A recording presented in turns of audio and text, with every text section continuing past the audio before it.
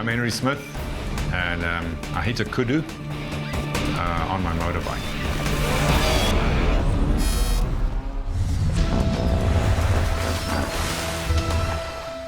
I'm a professional cameraman, but I'm also an avid adventure biker.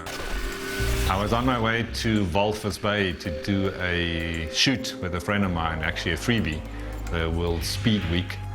And I thought, well, it might be a good time to drive there with the bike. So I drove up to Hansi and then down to Swakop the next day, and this is when the little accident happened. Animals, whether they're alive or dead, do pose a number of threats to motorists.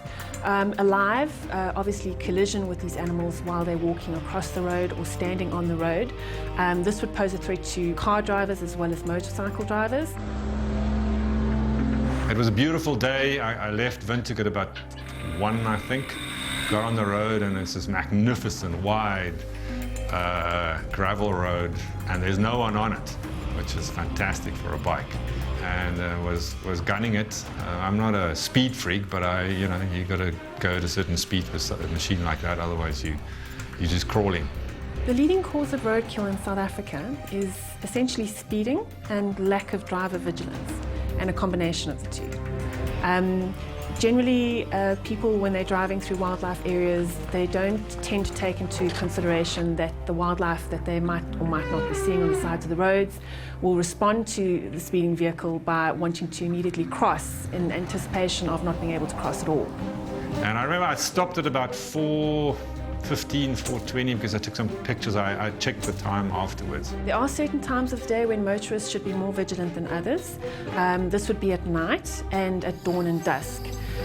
For the obvious reason that vision is impaired during those times, but also because animals tend to be more active during those periods. And then I got back on the bike and there was this nice drop into a valley and then this beautiful rise up on the other side.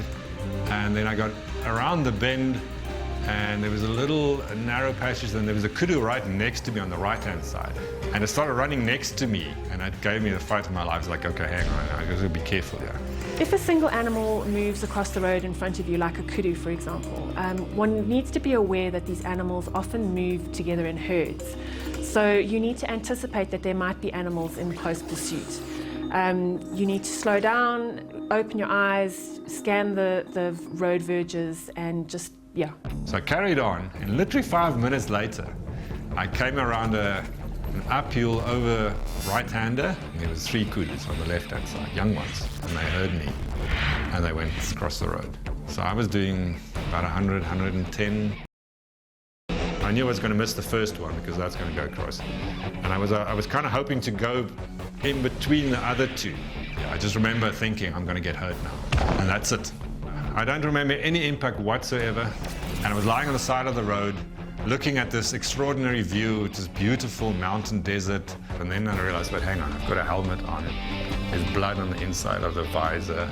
I bit through my bottom lip, got a bump on my eye, cracked a rib. I remember getting up and, okay, so I'm on a bike trip. And then I was like, where the hell is the bike? I can't find the bike. And then I was like, so where are the kudus? What happened? I had a look at my left glove, and on the Velcro on the glove, there was kudu hair. It was very obvious then that I didn't actually hit it. So I'm wondering whether this thing wasn't trying to jump over me and took me off the bike because I was lying on the side of the road facing the other way.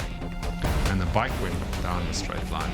There are many things that motorists can do to avoid impact with animals on roads. They can drive slower or below the actual speed limits in the area in which they're driving. They can drive with their lights on during the day. This at least gives the animal a little bit more warning that they're approaching. Scan the sides of the road, especially in areas where you know that there's likely to be wildlife, like in game farming areas or protected areas. I was going too fast, even if I was doing only 110, but it was too fast for that. And especially since I just passed the kudu and came out of nowhere next to me. I should have slowed down considerably. Living to tell the tale is, yeah.